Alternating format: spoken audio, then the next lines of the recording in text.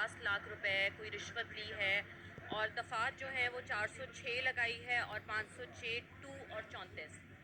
اب ریمانڈ کی استدعا کی گئی ہے کہ 2 دن کی دیجیے، لیکن جیسے کہ آپ نے دیکھا کہ کاپڑا ڈال کے اور ہتھکڑی لگا کے ہی وہ لے کے آئے ہیں. لیکن صرف میری گزارش یہ آئی جی اسلام آباد سے کہ کل تک مجھے ایون ناؤ جب ان کو عدالت میں آئے ہیں تو ہمیں بتایا ہی نہیں گیا کہ وہ کس کیس میں مطلوب ہے اور کس کیس میں ان کی گرفتاری ڈالی گئی ہے. تو وہ ایف آئی آر ابھی انہوں نے ڈی سیل کی ہے اور ابھی بتایا ہے کہ یہ کیس رشوت لینے دینے یا کرپشن کا ہے. اور ایسا میری آنکھوں کے سامنے میں حلفاً کہتی ہوں اللہ کو حاضر ناظر جان کر کہ یہ ایف آئی آر بالکل بے بنیاد ہے، ایسا کچھ نہیں ہوا ہے.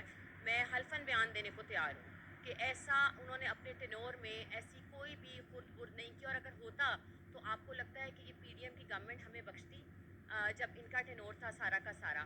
اور میری آئی جی اسلام آباد سے بہت میرا شکوہ ہے کہ میری بچیاں اور میں جس دکھ اور درد سے گزرے ہیں اس 24 گھنٹے کے ٹائم پیریڈ میں، کہ صرف میں جانتی ہوں اور میرا اللہ جانتا ہے. بٹ اینی ہاؤ ہمیں پوری امید ہے کہ اللہ پاک کوئی نہ کوئی آگے بھی 2 کیسز میں نکالا ہے اور اب آگے بھی اللہ تعالیٰ کوئی نہ کوئی راستہ نکالے گا. ایک تاثر کہا جا رہا ہے کہ فواد چودھری صاحب کا اسپریشن کا دباؤ تھا کہ اسٹوڈنٹ پاکستان پارٹی میں ایکٹیو جو ہے وہ نہیں ہو رہے تھے.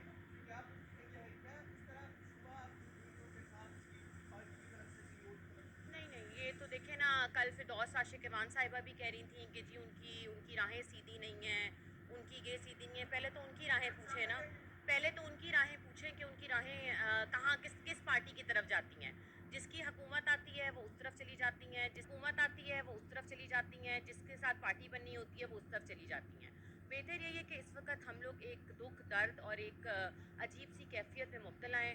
تو پلیز اس طرح کے کامنٹس سوشل میڈیا کے اوپر بھی بہت سے ٹرولرز بیٹھے ہیں جو کہ کہہ رہے ہیں کہ جی یہ ہو گیا وہ ہو گیا. یہ ہم ہی جانتے ہیں کہ جس سچویشن سے میں گزر رہی ہوں اور میری بچیاں گزر رہی ہیں، اور امید یہی ہے کہ اللہ پاک کوئی نہ کوئی انشاءاللہ راستہ نکالے.